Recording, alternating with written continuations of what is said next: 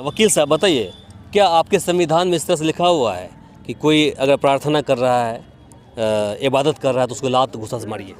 देखिए, हमारा भारत देश जो है वो धर्मनिरपेक्ष देश है। चूँकि संविधान का निर्माण जिस समय बाबा साहब भीमराव अम्बेडकर की अध्यक्षता में किया गया था, उसी समय धर्मनिरपेक्ष शब्द लगाया गया था।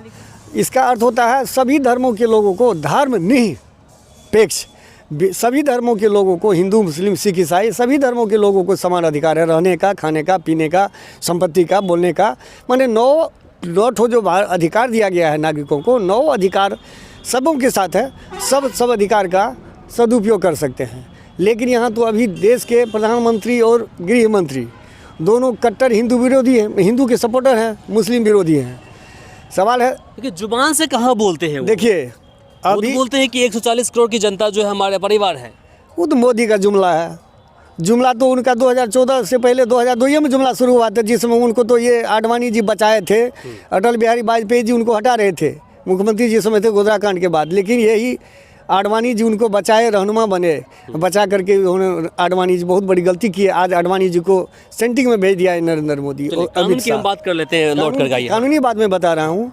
तो भारत देश धर्मनिरपेक्ष देश है। पुलिस के द्वारा किसी भी व्यक्ति के साथ टॉर्चर करना, मानसिक या शारीरिक प्रताड़ना देना, ये संविधान के विरुद्ध है। चूँकि जब सभी धर्मों के लोगों को रहने का समान अधिकार है, तो पूजा करने का भी अधिकार है, अपनी अभिव्यक्ति का अधिकार है, अपना विचार रखने का अधिकार है।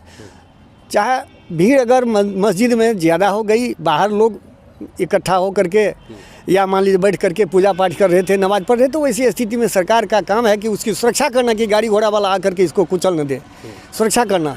लेकिन अभी तो गृह मंत्री है तड़ी पार, इसको तड़ी पार की उपाधि दी गई है अमित शाह को। ये अमित शाह को जो चूँकि गृह मंत्रालय उन्हीं के अंडर है और यूनियन टेरिटरी है आपको दिल्ली, इसलिए। और पुलिस जो है अभी गृह मंत्रालय का अधीन है।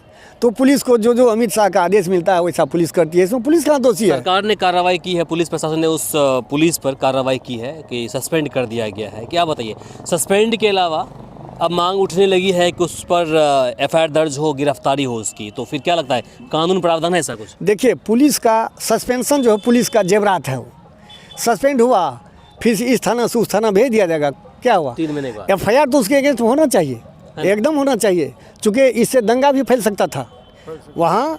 चूँकि सरकार की दमनकारी नीति के डर से दंगा नहीं फैला।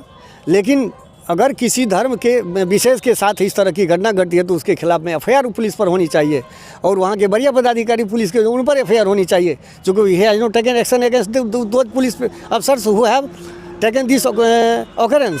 जो इस तरह की घटना को कारित किया है, पुलिस पदाधिकारी, बड़े सीनियर पुलिस पदाधिकारी का दायित्व बनता है उनके खिलाफ कार्रवाई करनी चाहिए। All India Muslim Personal Law Board, Darul Uloom Deoband, Darul Uloom Nadwatul Ulama, Jamiat उलमाए हिंद, ये सब जितने भी हैं, इनके भी अध्यक्ष, उपाध्यक्ष, सेक्रेटरी हैं या फिर स्पोक्स पर्सन हैं, उनके मुंह से कुछ निकल नहीं रही है। सबसे पहले जितना संगठन है ना, सब राजनीतिक संगठन, सब जो है लोकसभा में, राज्यसभा में, विधानसभा में जाने के लिए चमचागिरी वाला पार्टी है। यहाँ के मुसलमानों का संरक्षण के लिए कोई पार्टी नहीं है।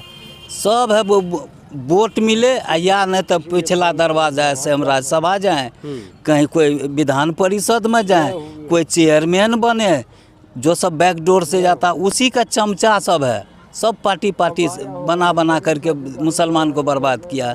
मुसलमान को एक ही फायदा है कि पूरे भारत में ये मौलवी का बात छोड़े और नोटा को या निर्दलीय को वोट